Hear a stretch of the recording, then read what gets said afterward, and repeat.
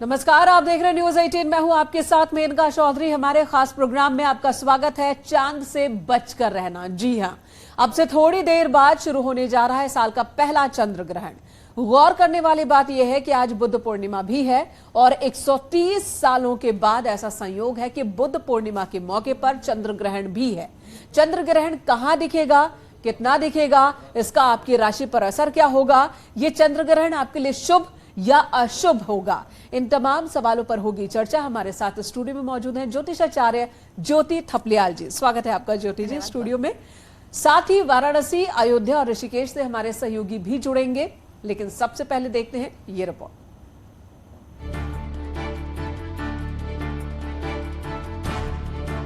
साल का पहला चंद्र ग्रहण आज लगने जा रहा है।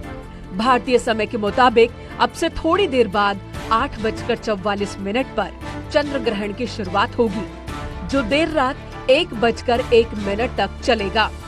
भारत के लिए ये उपछाया चंद्र ग्रहण रहेगा। 130 साल बाद ऐसा संयोग हो रहा है कि बुद्ध पूर्णिमा पर चंद्र ग्रहण लग रहा है। ये चंद्र ग्रहण तुला राशि और स्वाति नक्षत्र में लग रहा है। ये चंद्र ग्रहण एशिया, ऑस्ट्रेलिया, रूस, अमेरिका, उत्तरी अफ्रीका और यूरोप के कुछ हिस्सों में देखा जा सकेगा। कहा जाता है कि उपछाया चंद्र ग्रहण ज्यादा हानिकारक नहीं होता, लेकिन कुछ राशि वाले लोगों को सावधान रहने की जरूरत है। ये ग्रहण लगभग 4 घंटे 15 मिनट तक चलेगा। आज होने वाले इस चंद्र ग्रहण पर बुध, सूर्य, गुरु और राहु मिलकर चतुर्ग्रही योग का निर्माण करेंगे। इससे पहले 20 अप्रैल को ही साल का पहला सूर्य ग्रहण लगा था। ऐसे में कुछ ही दिनों के अंदर अब चंद्र ग्रहण लगने जा रहा है। इस ग्रहण का आप पर क्या असर होगा, ग्रहण के दौरान भूल कर भी कौन से काम नहीं करने चाहिए, इन तमाम सवालों के जवाब हम आपको देंगे। Bureau report, news 18।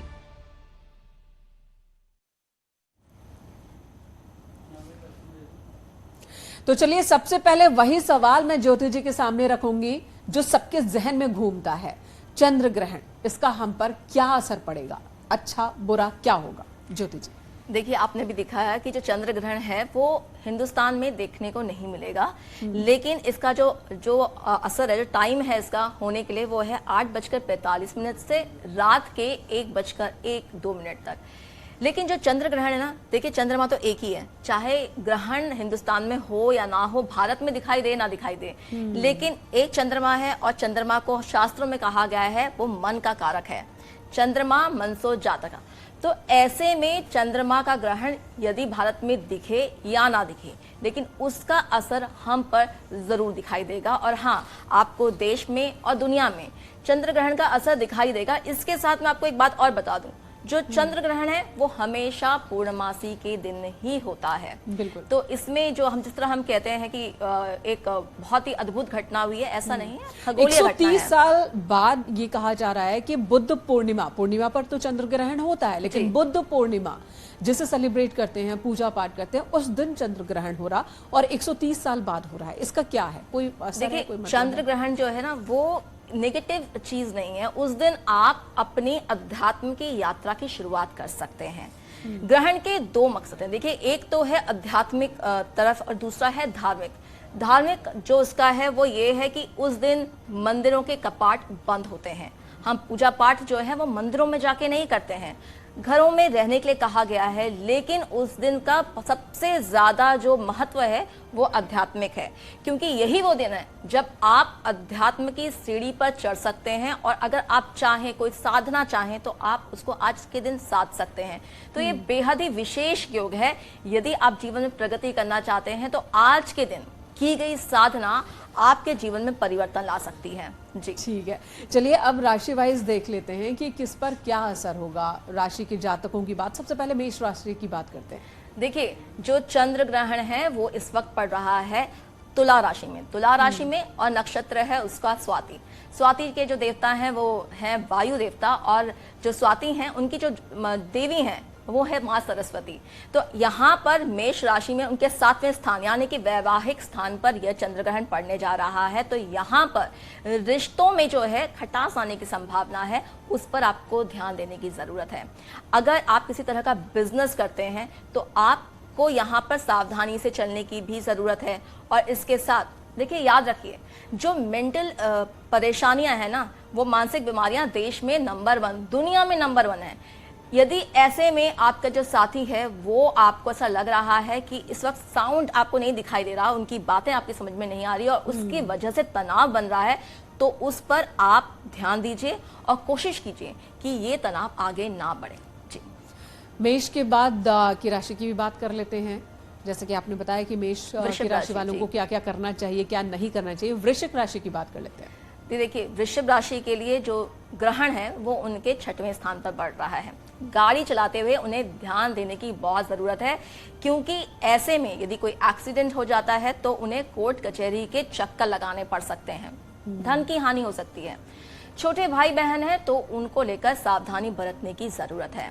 और यहाँ पे भी 6वां स्थान है वो मन मुटाव का है, तो ऐसे में जीवन साथी के साथ कुछ विवाद हो सकते हैं, वहां पर जरा ध्यान दीजिए। और हाँ, अच्छी बात यह है कि जो ग्रहण का असर है ये 15 दिन, 1 महीना रहता है। उसके बाद आपके जीवन में क्या अच्छा होगा। अगर आप किसी तरह की प्रॉपर्टी अर्जित करना चाहते हैं तो उसके लिए बहुत अच्छे अवसर आपको इस साल मिलेंगे, लेकिन हाँ, ये 15 दिन, 1 महीना थोड़ा ध्यान देने की जरूरत है। जी, तो कुछ अच्छा तो कुछ बुरा भी संयोग बनता नजर आ रहा है। और अपने सहयोगियों का रुख कर लेते हैं, देखते हैं लोग क्या कर रहे हैं। बहुत से बड़ी संख्या में लोग पूजा पाठ करते हैं इस वक्त। हालांकि पूजा कहते हैं कि पूजा नहीं की जाती, लेकिन मंत्रोच्चारण, आरती, जप ये जरूर करते हैं। हमारे सहयोगी इस वक्त मौजूद हैं। अयोध्या से निमेश हमारे साथ जुड़ चुके हैं, वाराणसी से उपेंद्र हमारे साथ मौजूद हैं। निमेश और उपेंद्र, आप दोनों से ही जानना चाहेंगे कि वहां क्या हो रहा है। सबसे पहले निमेश, आपके पास आती हूँ।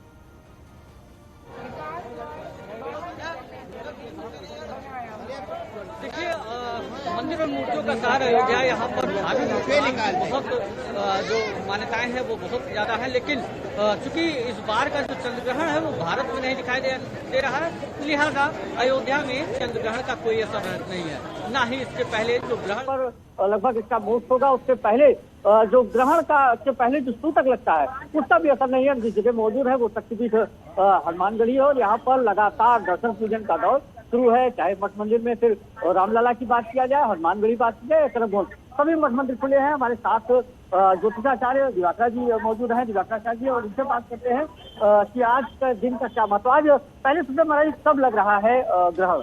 देखिए, ये 8:44 पर लगेगा और 1:02 पर देखिए, ये 8:44 पर लगेगा और 1:02 पर। जैसा कि हम सभी जानते हैं कि सूर्य ग्रहण जब लगता है तो उसका 12 घंटे पहले सूतक होता है, और जब चंद्र ग्रहण लगता है तो वही 9 घंटे पहले सूतक होता है। लेकिन जो यह चंद्र ग्रहण 2023 में और शताब्दियों बाद ये बहुत एक बड़ा सुपुनीत अवसर है कि ये बुद्ध पूर्णिमा के दिन अपितु लग रहा है, लेकिन एशिया और यूरोप के महाद्वीपों में दिखाई देगा, जो कि भारत में बिल्कुल भी दिखाई नहीं देगा।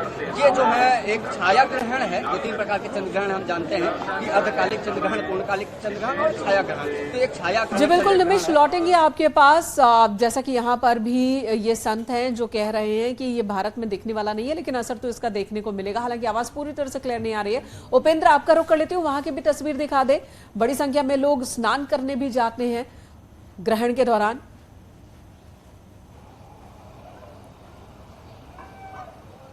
बिल्कुल, देखिए, वैसे तो ये भारत में दिखाई नहीं देगा, लेकिन जो सनातन परंपरा है उसमें कई लोग इस काल को सूतक काल मान रहे हैं। इसीलिए सूतक काल में मैं आपको दिखाऊं कि यहाँ पर अब आप घाटों पर देखिए, वो मैं कैमरा पर्सन कहूँगा महिलाओं को दिखाएं जो अर्घ अब दे रही हैं। और यहीं से, क्योंकि आकाशी में सनातन धर्म की जो परंपरा है उसके हिसाब से लोग भले ही चंद्र ग्रहण या सूर्य ग्रहण ना दिखाई दे, भारत में उसका असर ना हो, लेकिन ग्रहों की मान्यता के हिसाब से उसका सूतक काल का पालन करते हैं। और इस वक्त सूतक काल की मैं तस्वीर दिखा रहा हूं। और ये जो पहला साल का पहला चंद्र ग्रहण है जो रात करीब 8:45 यानी 8:45 से शुरू होगा, और ये उपछाया चंद्र ग्रहण है। इसका सूतक काल वैसे तो भारत में मान नहीं है जैसा मैं बता रहा हूं, लेकिन कई लोग इसको सूतक काल को मान रहे हैं। वैशाख माह की पूर्णिमा पर लगने वाला ये ग्रहण करीब बताया जा रहा है 130 साल बाद लग रहा है, जो आज बुद्ध पूर्णिमा है और चंद्र ग्रहण दोनों का संयोग है।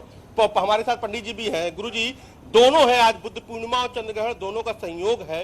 तो ऐसे में कहते हैं कि जब भी ग्रहण होता है तो शांति की प्रार्थना करनी चाहिए। आप कहीं पर भी हो, घर पर हो, घाट पर हो, गलियों पर हो, मड़ियों पर हो, तो आप शांति की प्रार्थना किस तरीके से करी जा सकती है, हमारे दर्शकों को बताइए। देखिए, पहले तो मैं न्यूज़ 18 के सभी दर्शकों को एवं कैमरामैन एवं आप सभी को सादर नमन करता हूं एवं आप लोग का आभार व्यक्त करता हूं कि आप लोगों ने मुझे बोलने का मौका दिया। जी। और ठीक है, लौटेंगे और क्या करते हैं क्या नहीं करते हैं उसी पर बात हो रही है। इस वक्त हमारे साथ ज्योति थपलियाल जी स्टूडियो में मौजूद हैं। ज्योति जी, आगे की राशियों का जिक्र कर लेते हैं। मिथुन राशि के बारे में भी बताएं, उनके लिए क्या अच्छा क्या बुरा। देखिए, मिथुन राशि के जो पंचम स्थान है वहां पर चंद्रमा केतु के साथ बने हुए हैं। यहाँ पर अगर आप निवेश किया हुआ है आपने किसी शेयर बाजार में, तो यहाँ पर ध्यान देने की आवश्यकता है। साथ ही अगर छोटे बच्चे हैं आपका तो उनसे आपको परेशानी मिल सकती है, लेकिन हाँ, बच्चों को समझने का प्रयास कीजिए। ऐसा हो सकता है कि बच्चों की पढ़ाई को लेकर आपको उनके बीच में मनमुटाव की स्थिति बन जाए, उसे आपको यहाँ पर नहीं आने देना है। इसके साथ और क्या है, देखिए मिथुन राशि वाले जो है उनके लिए अगर वो किसी तरह का ट्रांसफर चाहते हैं तो यहाँ पे सेकेंड हाफ में इस साल के उन्हें वो जरूर मिल जाएगा, लेकिन ये 15-20 दिन बच्चों के साथ एहतियात से रहें। कर्क राशि के लोगों के लिए, कर्क राशि के जातकों के लिए भी बताएं कि उनके लिए ये चंद्र ग्रहण क्या लेकर आ रहा है। कर्क राशि के जातकों के जो चतुर्थ स्थान है वहां पर बना हुआ है ये ग्रहण का असर। तो क्या है, ये मन को अशांत रखेगा। मन अशांत रहता है तो बहुत सारी समस्याएं उत्पन्न आ जाती है। तो आपको अपने मन को यहाँ पर साध के रखना है, वो आपके लिए बेहद जरूरी है। साथ ही चतुर्थ स्थान आपकी माता का स्थान भी है, तो माता के स्वास्थ्य का भी जरूर से ख्याल रखें। इसके साथ और आप क्या कर सकते हैं, देखिए यहाँ पर कर्क राशि वालों के लिए उनके जो दूसरे स्थान है वहां पे धन जो संपदा है उसके आने की संभावना है, क्योंकि गुरु और शनि गोचर में उनके दूसरे स्थान को देख रहे हैं। लेकिन हाँ, फिलहाल उनके घर में अशांति का माहौल रहेगा, मन अशांत रहेगा, लेकिन उस पर काबू पाइए, मंत्रों का उच्चारण कीजिए जितना हो सके। अगर आप चंद्र का मंत्र आज करना चाहें तो आज के दिन जरूर कीजिए। और चांद की ये तस्वीरें भी हम दिखा रहे हैं ऑस्ट्रेलिया से। ये तस्वीर, सीधी तस्वीरें इस वक्त दर्शकों को दिखा रहे हैं, जहां पर आप चांद को देख पा रहे हैं, जो कि लाल रंग का लगभग दिख रहा है, लालिमा को लिए हुए चांद है और इसका एक हिस्सा चमकता हुआ दिख रहा है। हालांकि आज आम दिनों के मुकाबले चमक चांद की थोड़ी कम है ग्रहण की वजह से, लेकिन एक बड़ा हिस्सा ढका हुआ है। देखिए, यही उपछाया ग्रहण है। देखिए, जब क्या होता है, धूमिल हो जाता है चंद्रमा, उस ग्रहण को ही हम उपछाया ग्रहण बोलते हैं। यहाँ पर चंद्रमा पूर्ण रूप से नहीं ढका हुआ है, लेकिन धूमिल आपको उसकी छवि दिखाई दे रही है। वो इन तस्वीरों में भी आपको नजर आ रहा है किस तरह से धूमिल हो गया है। इसको नॉर्मल चंद्र ग्रहण और उपछाया चंद्र ग्रहण, इन दोनों में अंतर क्या है, ये भी हमारे दर्शकों को बताइए। इस लिहाज से, असर पड़ने के लिहाज से जो ग्रहण होता है, पूर्ण ग्रहण होता है, उसका असर बहुत ज्यादा होता है।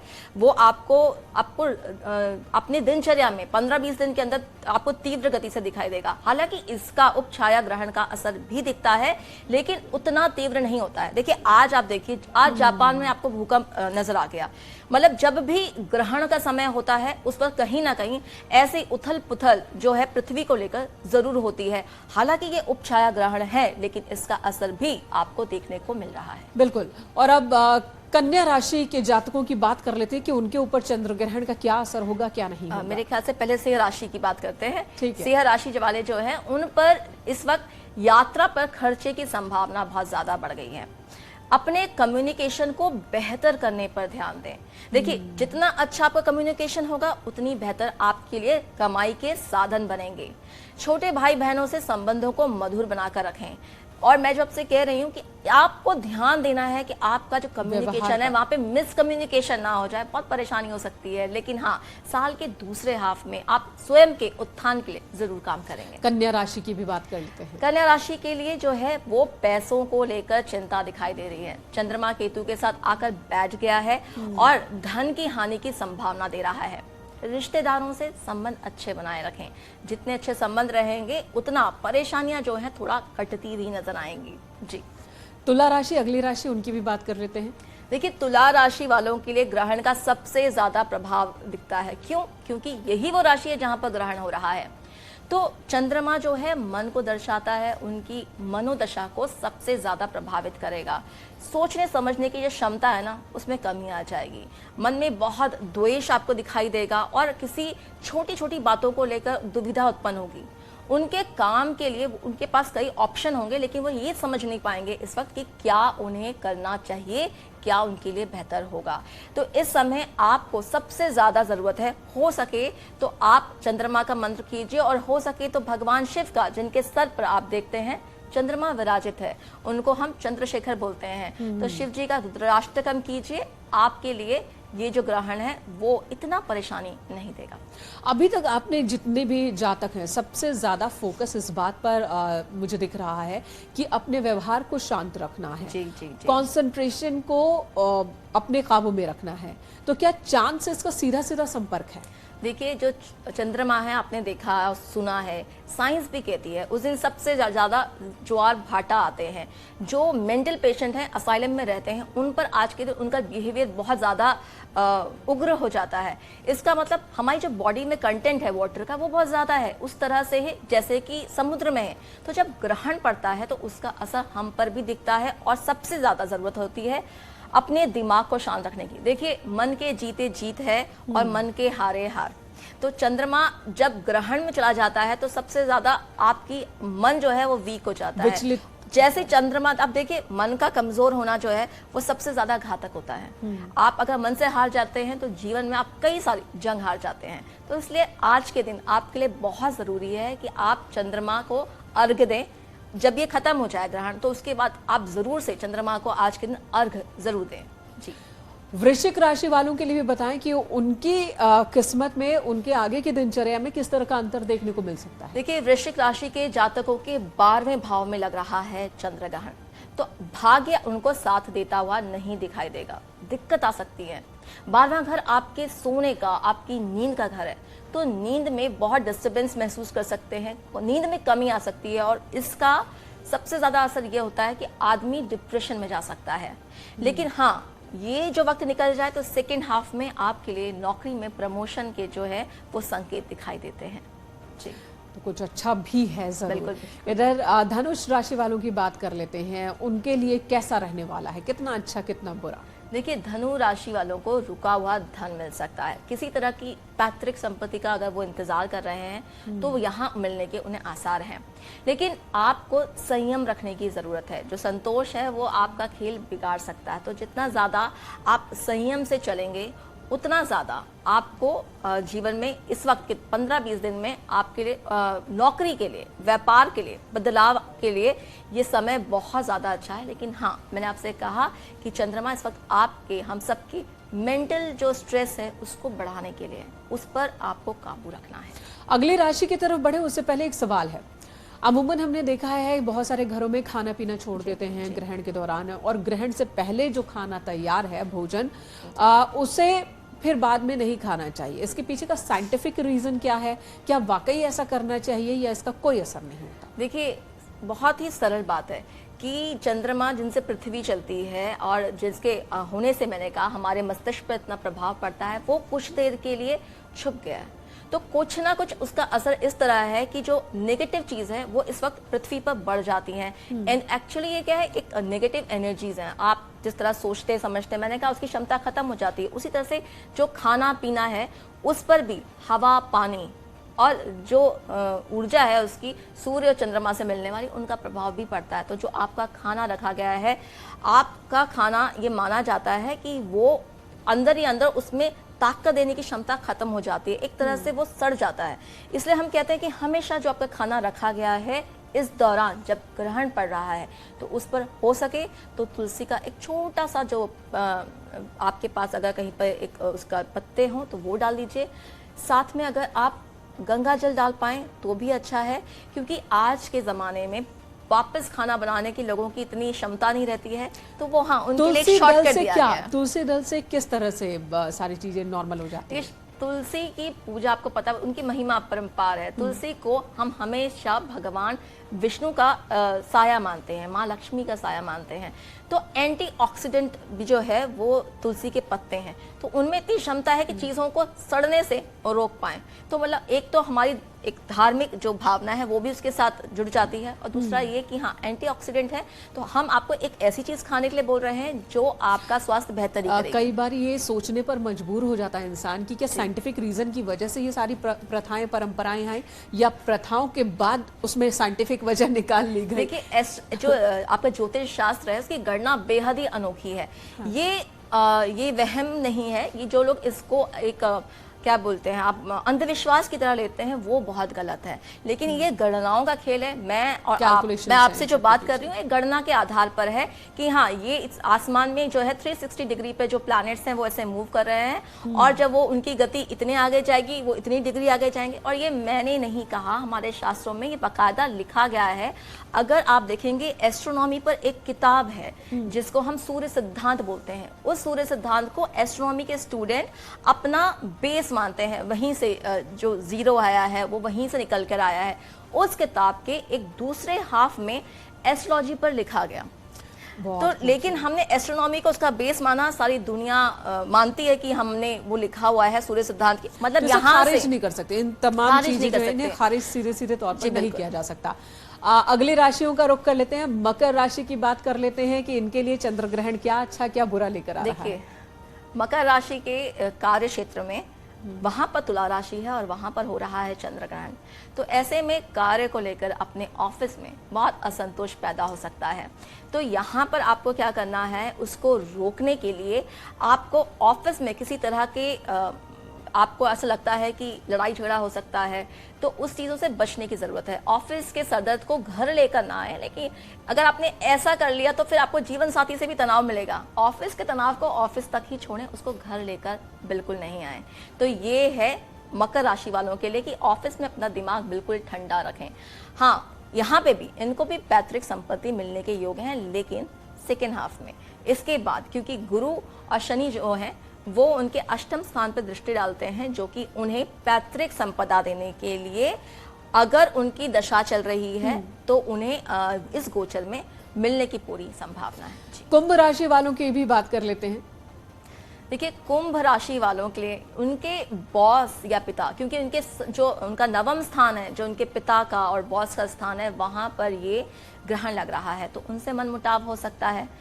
मन बहुत भटकेगा, भगवान पे भरोसा नहीं रहेगा, क्योंकि नवम स्थान भगवान का स्थान भी है, पूजा पाठ का भी है, तो पूजा पाठ से मोह भंग होने के योग हैं। लेकिन यदि आपकी उम्र शादी की है और रिश्ता आप ढूंढ रहे हैं, तो सेकेंड हाफ में, मैं ये गोचर से बोल रही हूँ, जब ये चंद्र ग्रहण का असर खत्म हो जाए उसके बाद आपके अगर शादी की उम्र है और रिश्ता आपका कहीं आप ढूंढ रहे हैं तो वो मिल जाएगा। लेकिन हाँ, पिता की बातों पर ध्यान जरूर दें, उससे जीवन में परिवर्तन आएंगे। जी। अगली राशि जो आखिरी राशि भी है, मीन राशि, इनकी बात कर लेते हैं कि इनके लिए क्या होने वाला है।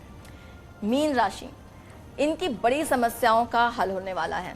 जो बच्चे हैं उनका मानसिक तनाव में वो रह सकते हैं, उनकी सेहत पर आपको खास ख्याल रखना है। लेकिन आप देखिए कि जो मैंने आपसे कहा, जितने भी राशियां हैं सबका चंद्रमा कहीं ना कहीं प्रभावित है, तो ये 12 राशियों से आप संपूर्ण विश्व का हाल नहीं बता सकते। लेकिन हाँ, मैं बेस जो है हम वहां से लेते हैं, और यदि आपके ग्रह गोचर दशा जैसी चल रही हैं उसके अकॉर्डिंग, उसके अनुसार आपके इवेंट्स का लाइफ में फ्लेवर चेंज हो जाता है। अब आखिरी सवाल मेरा आपसे है, जैसे तमाम राशियों के लिए आपने बताया कि क्या उन्हें नहीं करना है जातकों को, और जब गोचर सेकेंड हाफ में कुछ अच्छी चीजें भी जुड़ी हुई हैं, क्या उन अच्छी चीजों को पाने के लिए कोई उन्हें उपक्रम करना होगा, कोई पूजा पाठ या पद्धति, कोई मंत्र, या फिर ये बस यूं ही देखिए अपने आप ही होना है? जो मंत्र है ना, मंत्र का अर्थ क्या होता है? जो मन को साध ले। मंत्र जो है आपके मन का भोजन है। आपको जीवित रहने के लिए जिस तरह से आपका रिसोर्स है, आप अपना खाना खाते हैं, उससे आप जो आपका शरीर है वो चलता है, ठीक उसी तरह से जो मन है उसके लिए जो रिसोर्स है ना, वो मंत्र है। ये यहीं से लिया गया है, जो मन को ताकत देने वाला है वो मंत्र है। तो जो मंत्र जितने हैं वो हमारे मन को ना ताकत देते हैं, तो उनका जाप तो करते ही रहें तो बिल्कुल। और देखिए, मैंने आपसे कहा कि जो चंद्रमा है आप उसका मंत्र कीजिए, और इसके साथ आप चंद्रमा की, आप दो, सूर्य और चंद्रमा दो ऐसी चीजें जो आप पृथ्वी से बैठ के जिन्हें देख सकते हैं, तो आप उनकी पूजा कीजिए। और इसके साथ ही चंद्रमा आपकी माँ का कारक है, तो यदि आप रोज सुबह उठ के अपनी माँ के आप पैर छूते हैं तो आपका चंद्रमा ठीक हो जाएगा, अपने पिता के पैर छूते हैं तो आपका सूर्य ठीक हो जाएगा। उम्मीद है ज्योति जी कि आपने जिस तरह से डिस्क्राइब किया तो जो हमारे दर्शक हैं उनके मन में अगर कोई सवाल होगा, कौतूहल होगा, तो उन सभी सवालों के जवाब मिल गए होंगे। धन्यवाद आपका स्टूडियो में आने के लिए, बहुत-बहुत हमारे धन्यवाद। दर्शकों से इन बातों को साझा करने के लिए। फिलहाल इस वक्त रुकेंगे एक छोटे से ब्रेक के लिए, खबरें जारी हैं।